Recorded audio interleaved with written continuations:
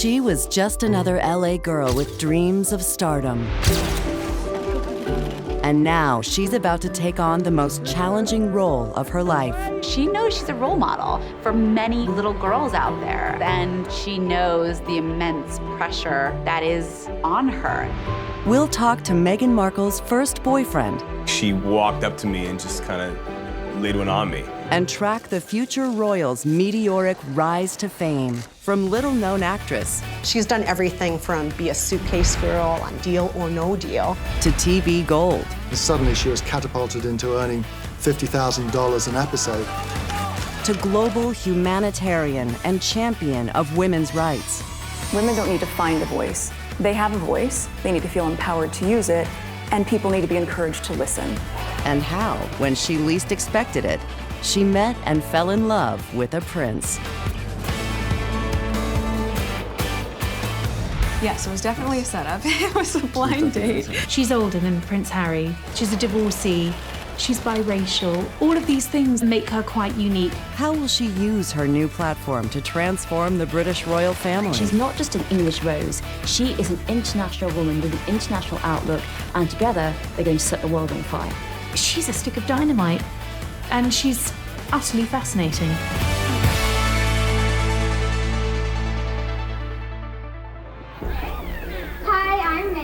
Unlike most royal brides, Rachel Meghan Markle grows up in the leafy suburbs of LA.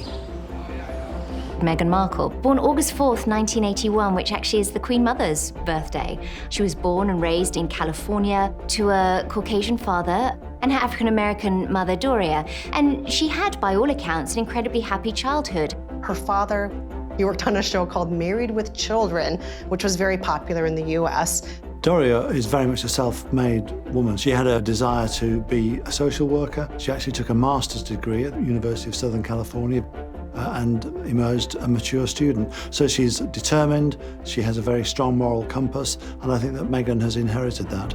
She is very close to both her parents, in particular her mum, who she credits with instilling in her the passion and the intellect and the ambition that she has today. At first glance, Meghan and Harry's childhoods couldn't be more different. But there are some key similarities. They are both brought up by mothers with strong feminist values, and they both suffer heartache. Well, there's one thing, of course, that Harry and Meghan have in common above all else, and that is being brought up in broken homes. When Meghan is just 2 years old, her parents separate, and she spends the next 16 years living between their two homes. Like Harry, Meghan receives a top-notch education. Meghan went to two excellent schools. She went to Little Red House in Los Feliz, a very fashionable school. It has an emphasis on acting. Many children of actors go there. Johnny Depp's kids go there.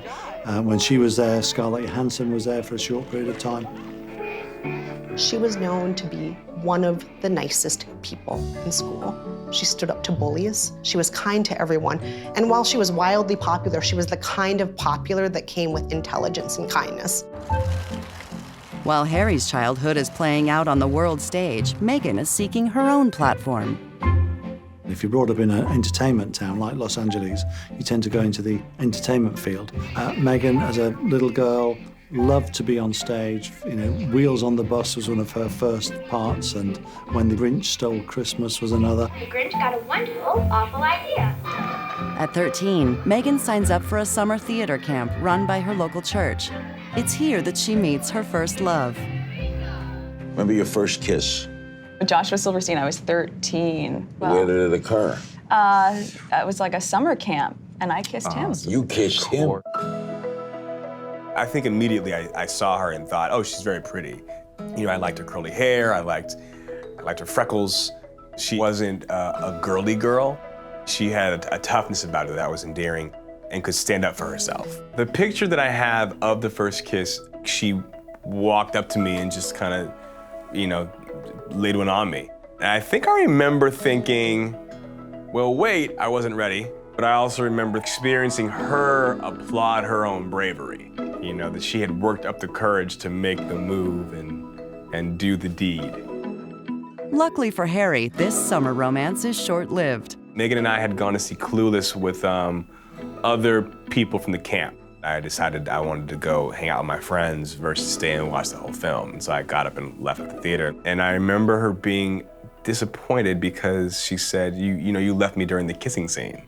And I was like, well, I don't know what that means. And she said, you're not supposed to leave your girlfriend in the movie theater during the kissing scene. That's when you hold her hand. By the end of the conversation, I think we had both agreed that the best thing to do was to maybe part ways, and we did. Meghan attends Immaculate Heart, an all-girls Catholic high school where she is voted homecoming queen. And then, unlike her future husband, she goes on to college. When she went to college, she chose Northwestern. Very notable school, very prestigious. A lot of actresses want to hit Hollywood while they're still very young and maybe not waste time on college. She knew she wanted to learn more. She wanted to make the world a better place, and Northwestern was a part of that.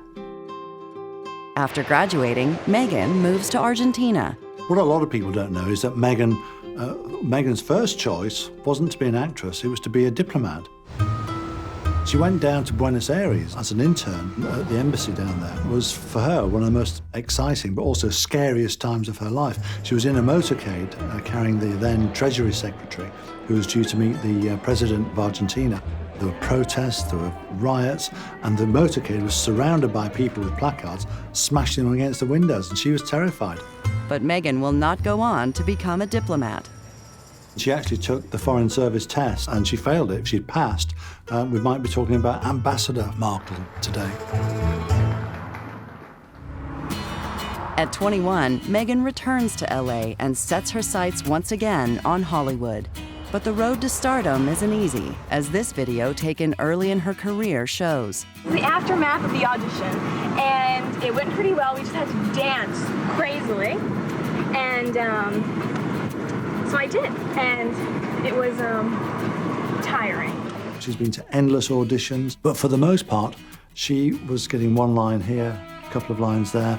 She was often too dark for the white girl role, too light for the black girl role. We just all danced like wild women, and I was shaking my hair around and just all sorts of stuff. So hopefully I'll book that. It's $600 for 2 days, and if not, then I'll probably get extra work for it, which would just be it'd be just as good. I mean, I won't get any camera shots, but it'll still be fun, and that would probably be like $200. That's still good. She even wrote an anonymous blog called Working Actress, where she talked about lying in bed with a glass of wine in her hand and sobbing for the weekend because she'd been yet again rejected. She's done everything from be a suitcase girl on Deal or No Deal. She has starred in Lifetime movies. My favorite is When Sparks Fly. Meghan's co-star on the British thriller Antisocial remembers her as anything but that. I remember one night we were shooting outside a nightclub in probably -18, and she was out there with the extras chatting away with them, and that told me a lot about her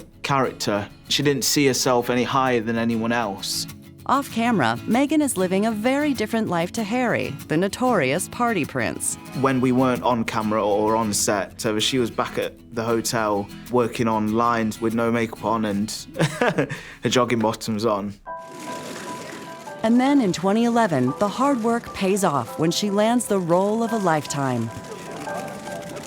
She got cast in Suits. It was her breakout role as Rachel Zane, and suddenly she was catapulted into earning $50,000 an episode, and it had a profound effect on her, changed her life. In the same year, 29-year-old Meghan marries her longtime boyfriend, movie producer Trevor Engelson. But the marriage breaks down after she relocates to Toronto to film Suits, and in 2013, the couple divorce. Meghan and I actually bonded because when she and Trevor got a divorce, I was also going through a divorce, and it was really nice to have somebody to commiserate with. You know, I feel like she took her power back. It wasn't the marriage she needed to be in, and she moved on. And then in 2016, during a promotional tour for Suits, the stars align and the unprecedented match is made. It's a most romantic story, the story of how Harry and Meghan met. It was a blind date. It was in London in the summer of 2016. And Harry went along to a private members club, not really knowing anything about the girl who had been set up to meet him that night. The couple are set up by a mutual friend. The girl who's largely responsible for setting them up is someone called Violet von Westenholz. She'd invited Meghan to come and watch the tennis with Ralph Lauren, who have a corporate box at Wimbledon. The person that set Harry and Meghan up on a blind date could see that perhaps that was a match made in heaven, and I bet she's patting her own back to this day. Meghan is instantly smitten. She posts a picture of a Kiss Me Heart candy on Instagram with the caption, "Love Hearts in London." So she gave hints to her many followers that maybe she'd fallen for somebody. The relationship moves fast, and unbelievably, they managed to keep it a secret for several months.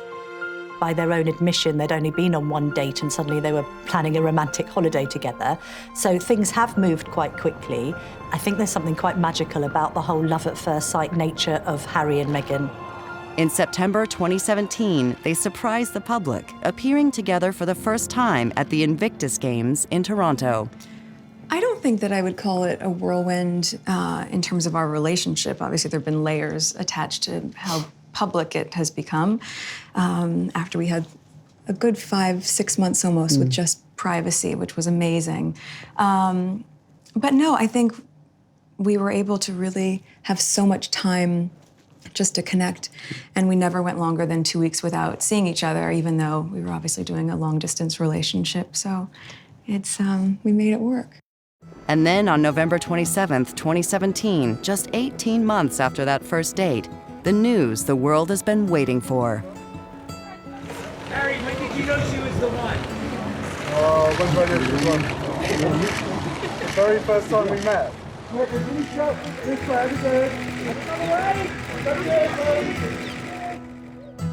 William and I are absolutely thrilled. It's such exciting news. It's a really happy time for any couple, and we wish them all the best. Delighted for them both, and wishing them all the happiness in this very exciting time. And for me personally, I hope it means he stays out of my fridge. It'll stop him scrounging off all my food he's done over the last few years. Meghan is a breath of fresh air in so many ways. I don't believe we have seen anyone quite like her marry into the royal family. She's a stick of dynamite, and she's utterly fascinating. Coming up, from starlet to royalty, what lies ahead for Meghan Markle as she leaves the red carpets of Hollywood behind for a life of royal duty? I am excited to just really get to know more about the different communities here, smaller organizations. Just the beginning of a... There's a lot to do. There's a lot to do.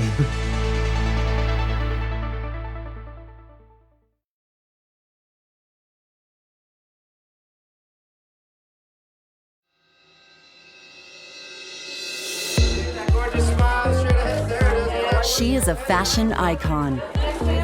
Meghan shows incredible sense of style. Just the way she sort of throws clothes together, it looks like it's just kind of happened, but clearly a lot of thought has gone into that. Since bursting onto our screens, Meghan's casual yet elegant LA style has made glossy magazine news. Her beauty regime is a hot topic of conversation. She is a woman who is very interested in design, very interested in fashion. She is a fashion trendsetter. I love the way Meghan dresses. Some people call it a very California style. Her messy bun, obviously, her mismatched earrings, her ripped jeans. She takes a lot of style risks. But a flawless complexion and trendy clothes don't quite cut it with the British monarchy. Entering royal life means that Meghan will undergo a full makeover from wardrobe to wave. There is no royal rule book when it comes to fashion, but there are certainly guidelines that the royals like to follow. Royals, generally speaking, opt for bold colours so that they can be seen. In 1917, the Queen was touring New Zealand, and she said, very appropriately, "I have to be seen to be believed." Etiquette specialist Micah Meyer knows what it will take for Meghan to adapt her urban chic style to fit royal protocol. I don't think she'll want to wear something that would be seen as suggesting the wrong thing. I think she'll take her role seriously. There's a long list of do's. The Queen likes people to wear nude hose. Meghan hadn't been seen wearing a hose, but then when she turned up to the service of Thanksgiving at Westminster Abbey for the Commonwealth, she was wearing a hose that day. So I think Meghan is learning, much like the rest of the royal family, that everything is done out of respect to the Queen. And even more don'ts.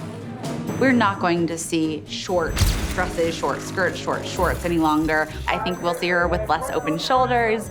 I think we'll see her with less super tight garments. I think we'll see her with a little bit higher necklines. I don't think we're going to see much cleavage these days.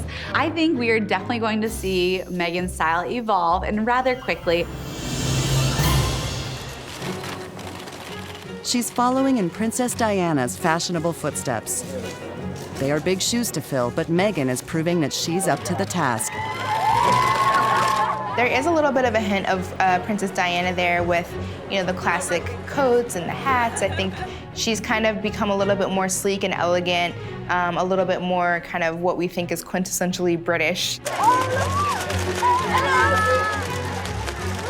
And what about getting style tips from another fashionable royal, future sister-in-law, Duchess Kate? Rumor has it that the Duchess of Cambridge has given Meghan many style tips. Think of all the protocol, the state banquets, the going to church with the royal family. What does one wear to church with the royal family? We see her holding her handbag correctly. We see her dressing a little bit more formally. I see her wearing hats. We've never seen her wear hats before. We haven't seen her with red lips lately, and that's, we know, a signature of hers on the red carpet. I suppose the biggest fashion faux pas, really, or things to avoid, are making sure that your skirts don't fly up. The Queen has weights sewn into the hems of all of her dresses, so maybe that's why Meghan's wearing trousers all the time at the moment. One of my favorite outfits that Meghan wore was a black McQueen suit that she wore to an evening event. She wears trousers well, but that's quite unusual for members of the royal family. She looked incredibly chic, and it was very surprising. And I think it was kind of a way of her to say, listen, like, I'm gonna do this my way, and my way is very elegant.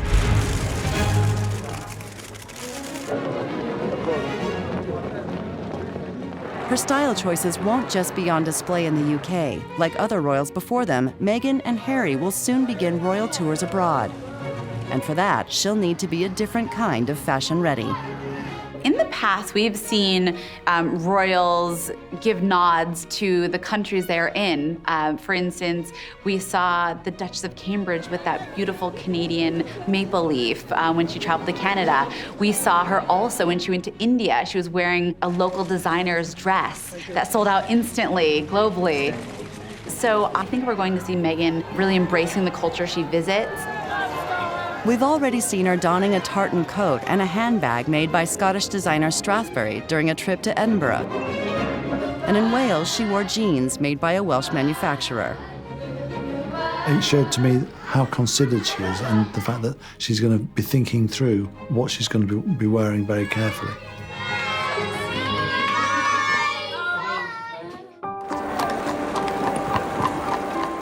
From the Windsor wave to how to behave, there's an endless list of royal etiquette rules that Meghan is also having to master.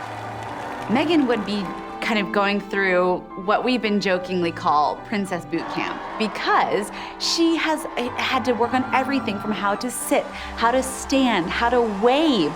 She'll be practicing things like getting in and out of a car so she doesn't flash the hordes of paparazzi.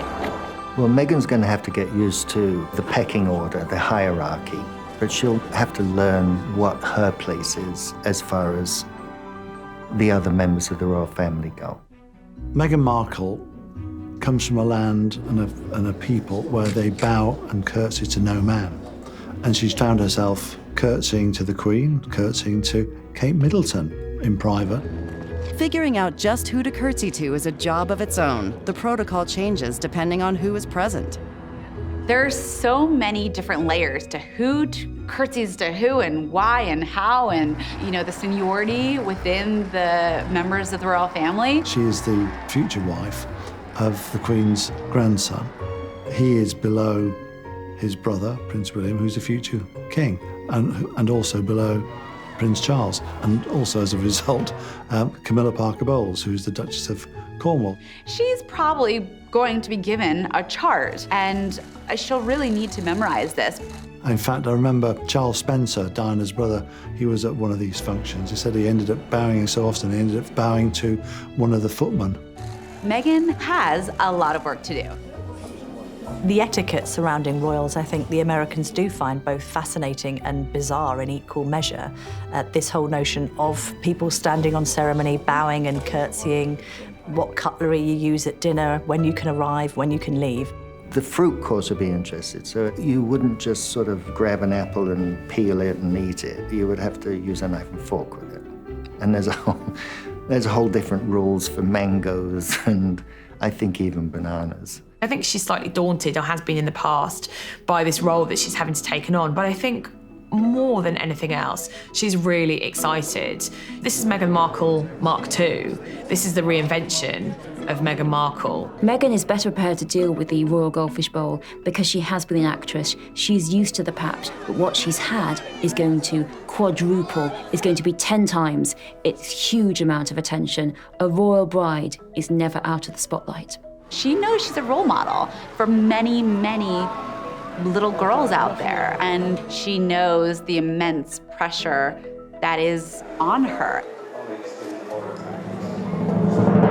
Coming up, Meghan's past activism gives her a leg up in her new royal role. One of the symmetries between Meghan and Harry is that they don't shy away from tough, gritty issues.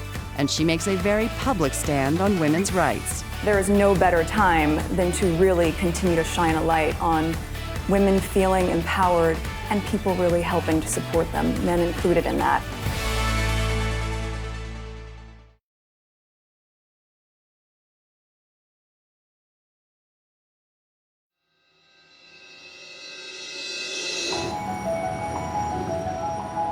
Meghan Markle is on a princess crash course. She's transforming herself from Hollywood actress to British royalty. It seems, doesn't it, that Meghan Markle has always been with us. She's like a national treasure. I mean, you know, can we ever remember a time when there wasn't a Meghan Markle?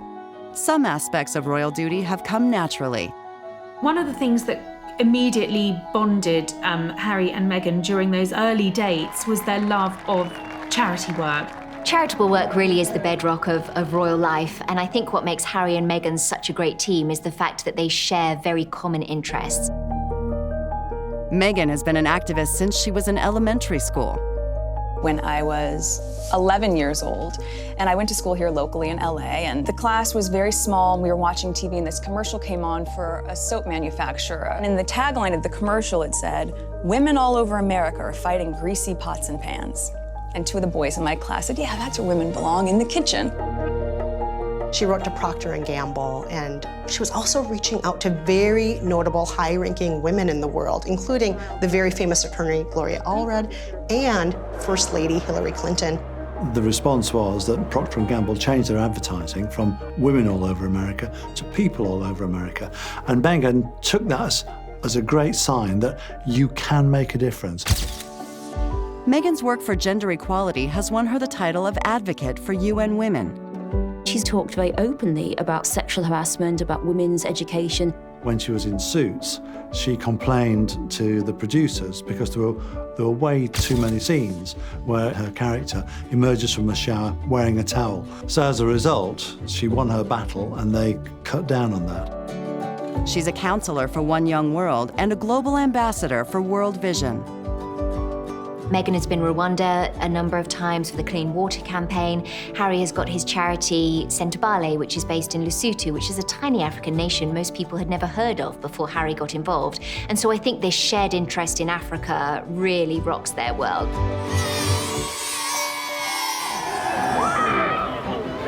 Meghan's passion for charity work is certainly a feather in her royal cap, but she's also making huge sacrifices. She's leaving her family, her friends, and her home behind, and she's rebuilding her life in England. Meghan has said that she's a true California girl, and everything that goes wrong in life can be solved by the beach, avocados, and yoga. So those are the three things that obviously she loves. The beaches just aren't the same as California, so I hope that she will feel that she doesn't need Venice or Malibu Beach anymore. She can have Brighton or Margate instead. We know she loves dining out and exercising. Sushi Park is rumored to be her favorite LA restaurant. Platinum Pilates, her go-to studio. I spoke to friends of hers who would take yoga classes and Pilates classes with her, and suddenly Meghan wasn't doing that anymore. It won't be as it was before. That can never be the case. But hopefully this is something she's accepted and now has to learn to live with it. Being a royal means a long list of no's. No more acting. Meghan has had to give up her career. She's no longer going to act, even though that was her dream and even though she was very good at it. No more Instagram. It may not seem like a big deal, but in this day and age it is. She had to give up all of her social media. No more blogging. She had a blog, it was a lifestyle website called The Tig, where she would post travel articles, lifestyle features, makeup tips. I believe it's named after the red wine Tignanello, which is very popular with Meghan apparently, that she likes a drop of that. I'm so sad she shut it down. Meghan, if you're watching, please bring the Tig back. We loved it. No more signing autographs. Good night, guys. Good to see you again. Bye. We already have seen her go from just recently signing autographs to saying, I'm so sorry, I can't. No more swearing. For New Year's, over and over again, she makes the resolution to give up swearing, and I love swearing. No more house in Toronto. Her place in Toronto was a lot bigger, higher ceilings. It was a lot more modern than Nottingham Cottage. No more privacy. Every part of royal life is spotted and seen, and even when the actual press will stay away, people are there with camera phones taking pictures of you. And perhaps most significantly, she's given up her personal safety. The royal family, because of their very high-profile status, are always going to be the subject of some sort of attack. Good evening. There's been an assassination attempt on Princess Anne and Captain Mark Phillips, but they escaped unhurt. In 1974, a gunman attempted to kidnap Harry's aunt, Princess Anne, the Queen's only daughter. And 5 years later, Lord Mountbatten, Harry's great-uncle, was assassinated when his boat was blown up by the IRA. Meghan had to go through special air service training. And what that means is they actually did a mock kidnapping of her, and they taught her how to negotiate with her kidnappers. They taught her how to survive. They used live ammo, so she would actually know what it sounded like when guns were being shot off. It was very intense training, and supposedly she did it with flying colors. Meghan seems to be taking it all in stride. Something Harry's previous serious girlfriends, Chelsea Davy and Cressida Bonas, were ultimately unwilling to do. Her efforts haven't gone unnoticed. The Queen has gone out of her way to welcome Meghan into the royal family. I was told the reason the Queen invited Meghan for Christmas was, in her opinion, Meghan had given up so much for Prince Harry that the least they could do was invite her for Christmas. This may sound like a daunting prospect, but Harry let her in on a little royal secret. They do not like big, serious presents. They like jokes. One present that Harry gave to the Queen was he gave her a shower cap. Can you imagine the shower cap over her crown or over her, very well-coiffed hair? And the shower cap said, "Ain't life a bitch?" 1 year, Kate gave Prince Harry a grow your own girlfriend kit. Meghan, during her first royal Christmas of gag gifts, gave the Queen a talking hamster toy. Prince Harry has been an amazing mentor. He's given her a lot of guidance along the way, and I think made her entry into the royal family pretty seamless, because if you look at her, she has not put a foot wrong. She's saying goodbye to her old life. She said goodbye to LA. She said goodbye to Toronto. She said goodbye to Meghan the actress. She's saying, hello, Duchess Meghan. But the one thing that she is going to take with her, obviously, is that humanitarian and philanthropic work. She really wants to make a difference. Coming up, she's smashing glass ceilings. We finally have a black princess, which I know sounds like, why are we kind of reducing it all to race? But it kind of shows that the times are changing. And standing her ground. The ugly side of the engagement between Harry and Meghan has been the horrible running commentary of racism. It's a shame that that is the climate. We have never put any focus on that. We've just focused on who we are as a couple.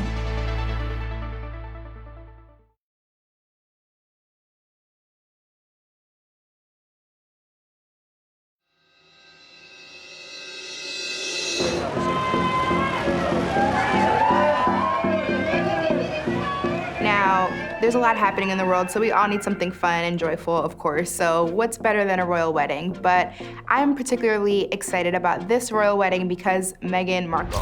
Meghan Markle is a princess like no other. She is smashing glass ceilings and catapulting the British royal family into the 21st century. Meghan doesn't fit what we might conventionally feel a royal bride ought to be. She's older than Prince Harry. She's a divorcee. She's got a colourful past. She's biracial. All of these things make her quite unique. But the royal family has been quick to accept her into their fold.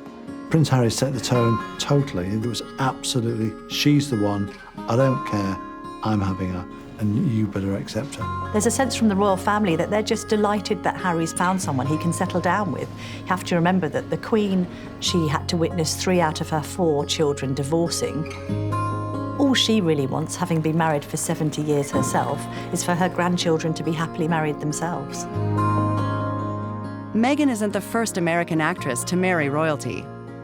Both Grace Kelly and Rita Hayworth beat her to the punch when they married their own princes. But this is an unprecedented break in British royal tradition. Until recently, being an American, no less a commoner, was an absolute no-no, not to mention a divorcee. We know what happened the last time, with Wallace Simpson when we had a divorced American coming into the picture. Famously, Queen Elizabeth's uncle, King Edward VIII, was forced to abdicate the throne in order to marry twice divorced American Wallace Simpson. And the Queen even prevented her own sister, Princess Margaret, from marrying the love of her life, Group Captain Peter Townsend, because he was divorced. Also, we can't ignore the fact that she's half black and half white. And I just loved that she is somebody who makes the royal family look a little bit more like the rest of us. Even though on the surface you may say, oh, she's, light-skinned or she is biracial, she's only half black, but just the fact that she's black is a big deal for this royal family. Incredibly, it's now believed that in the 1700s, King George III's wife descended from black Portuguese royalty. Queen Charlotte was technically the first member of the royal family with African blood, but in contemporary times, we have not seen a black princess or a black member of the royal family. Even just the existence of Meghan Markle, the fact that we now see her image as someone associated with the royal family, that's important, I think, for representation. Now I think, little girls everywhere can dream about being a princess if they want to, and I think it kind of shows that the times are changing. Meghan and Harry purposefully chose to visit a community radio station in Brixton, an Afro-Caribbean neighborhood in London, for their second ever public engagement as a royal couple. Not surprisingly, the crowd went wild. The Queen's also head of the Commonwealth. The 53 countries of the Commonwealth are mainly black African countries, and the British royal family has always looked a bit pale, male and stale, despite the fact we have a female constitutional head. If you look at anybody who's ever had to say, God save the Queen, you'll see such a variety of cultures, of races, of backgrounds. So many of the people, one might argue the majority of people, don't look like the royal family. They're diverse, they're of all races, they're of all skin tones. And now, Meghan and the royal family look just a tiny bit more like the world that they supposedly rule over. But while the global reaction to Meghan has been overwhelmingly positive, the naysayers have also been vocal. The ugly side of the engagement between Harry and Meghan has been the horrible running commentary of racism. One story, for example, suggested that Meghan was straight out of Compton, as if she were a gang member and not the daughter of an Emmy Award-winning lighting designer, not the daughter of a woman with a master's degree. The backlash even came from within the royal family. Princess Michael of Kent arrived at the Christmas Day dinner for the rest of the royal family wearing a blackamoor brooch. It's often associated with slavery, and it was deemed to be in very poor taste. She profusely apologized for it, but people were then reminded of the fact that her father was a member of the Nazi Party. Growing up the daughter of an African-American mom and white dad, Meghan has always been very aware of her ethnicity.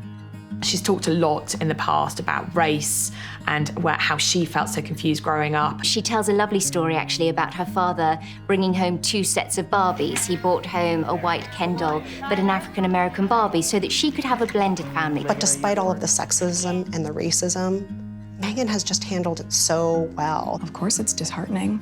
You know, it's a shame that that is the climate in this world, to focus that much on that, or that would be discriminatory in that sense. But I think, you know, at the end of the day, I'm really just proud of who I am and where I come from, and we have never put any focus on that. She's proud of who she is. And how great is it that in this world where we're taught to be ashamed of ourselves, that she can be proud of who she is. She's not ashamed of being a woman. She's not ashamed of being half black and half white. She owns who she is, and she loves who she is, and Harry loves her too. I think for underprivileged, disenfranchised people who look into the world and they don't see hope and they don't see possibility, for Meghan to be a representative of no matter who you are, you can obtain greatness is something very powerful. But I don't want her to have to carry this tremendous burden as the sole face of another heritage. She's got so much to offer that we shouldn't just bring it back to race every time. She's got the smarts to help people from all cross sections of life. And so I think we need to open that world to her and allow her to do that moving forwards. Coming up, with the wedding day fast approaching, all eyes are on the power couple's next move. This is going to be a very exciting couple to watch. Will the outspoken princess continue to take the world by storm, or will she be forced to toe the party line? Gone are the days of princesses being seen and not heard.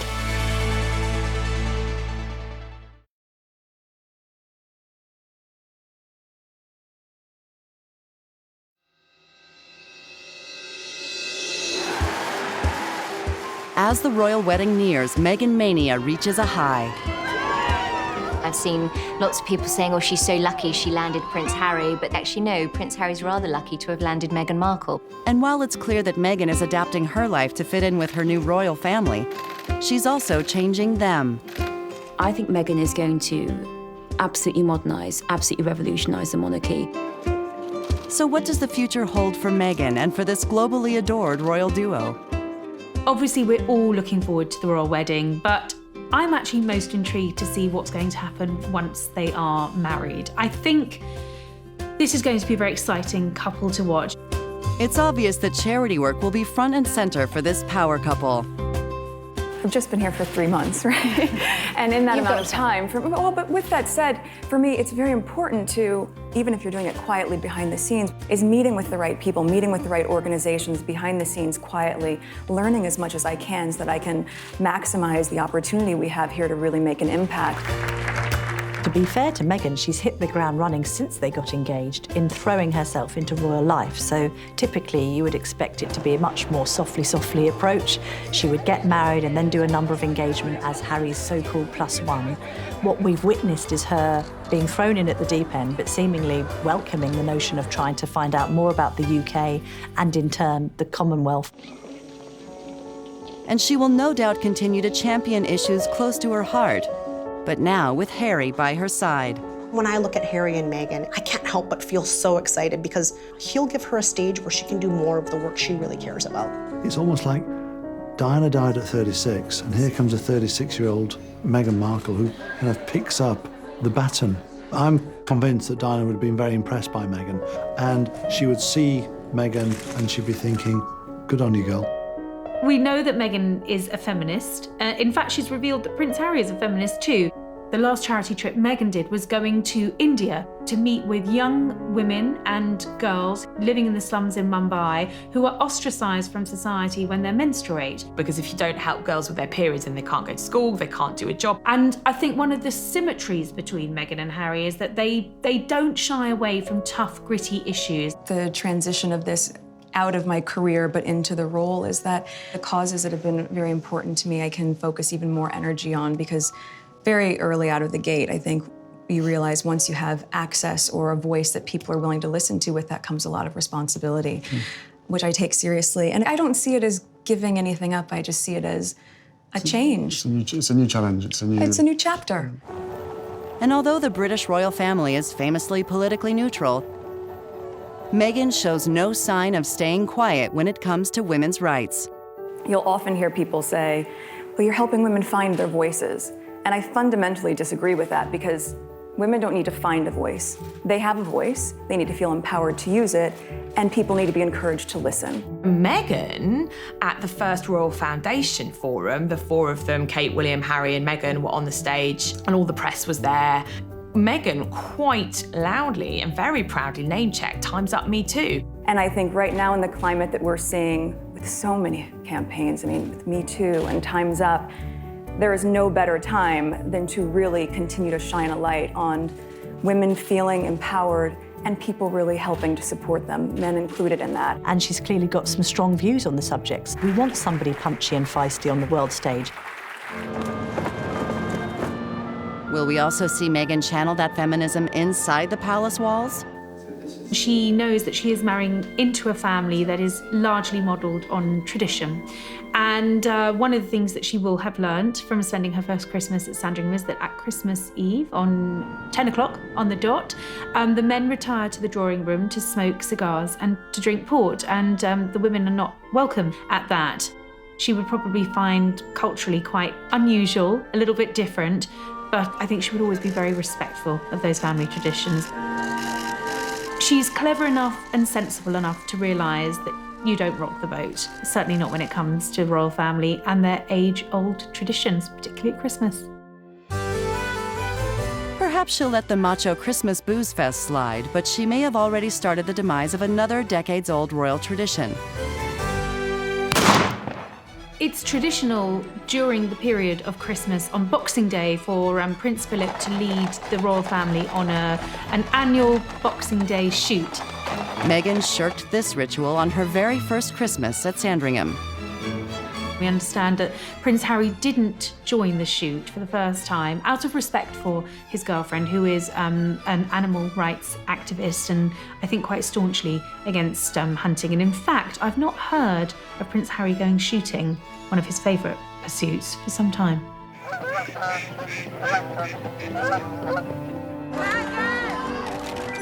She knows that she can make an impact and wants to make a difference. Gone are the days of princesses being seen and not heard, and that's quite exciting. Meghan is revolutionising princess culture. It's not about sitting around waiting for your prince to come. It's about absolutely changing the world, fighting to make the world a better place. And while you're doing that, you happen to make a prince and you do it together. You know, at the end of the day, she chooses me and I choose her. And therefore, you know, whatever we have to tackle together or individually will always be us together as a team. This way, again, and another way. That's it, boys.